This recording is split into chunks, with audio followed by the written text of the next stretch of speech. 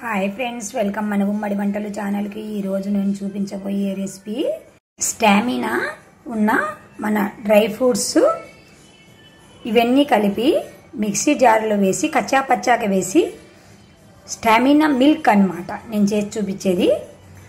చూడండి, బాగా ఒక 5-6 గంటలు నానబెట్టిన జీడిపప్పులు, బాదం పప్పులు, వాల్నట్స్, ఇంకా మీ దగ్గర పిస్తా ఉంటే కూడా పిస్తా కూడా వేసుకోవచ్చు. ఇవన్నీ నానబెట్టినటువన్నీ మిక్సీ జార్లో వేసుకుంటున్నాను. అలాగే నేను ప్రతిరోజు దేవుని దగ్గర పెడతానన్నమాట. వీటిని దేవుని ప్రసాదం లాగా నేను భావించి వాటిని నానబెట్టుకొని ఒట్టివి తినడం కానీ ఇలాగ చేసుకోవడం కానీ చేస్తాను. ఇవి ఖర్జూరాలన్నమాట.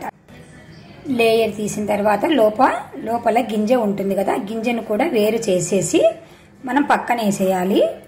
ఇప్పుడు ఈ మిక్సీ జార్లో ఇవన్నీ కచ్చా పచ్చాగా మిక్సీ పట్టుకోవాలి.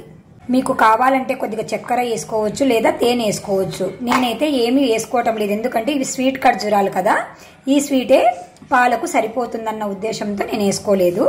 ఇలాగ మిక్సీ పట్టుకోవాలి. ఇప్పుడు వీటిని తీసి మనం పాలల్లో వేసుకోవాలి. చూడండి, 1 గ్లాస్ పాలకు సరిపోతుంది. ఇది మన ఇష్టం అండి, దీనికి అన్లిమిటెడ్ అన్నమాట. మీరు ఎంత తాగగలిగింది, కొంచెం పెద్ద గ్లాస్ అన్నమాట. పిల్లలు ఊరికే డ్రై ఫ్రూట్స్ తినమంటే మారాం చేస్తారు కదా, ఇలా చేసిస్తే పిల్లలకి ఎనర్జీ మిల్క్ తయారు చేసి ఇచ్చిన వాళ్ళమవుతాము. ఇలాగ బాగా కలబెట్టుకుంటే మన ఎనర్జీ మిల్క్ రెడీ అయిపోయాయండి. ఇవి ఇలాగే తాగేయచ్చు. కొంచెం కలర్ మారుతాయి, ఎందుకంటే మనం ఖర్జూరాలు వేసాం కదా, అందుకు. మీరు కూడా తప్పకుండా ఈ హాలిడేస్లో పిల్లలకి ఆటపాటలు ఉంటాయి కదండి, వాళ్ళకి ఎనర్జీ కావాలి కదా, ఈ మిల్క్ తయారు చేసి ఇవ్వండి ఫ్రెండ్స్. By bye friends.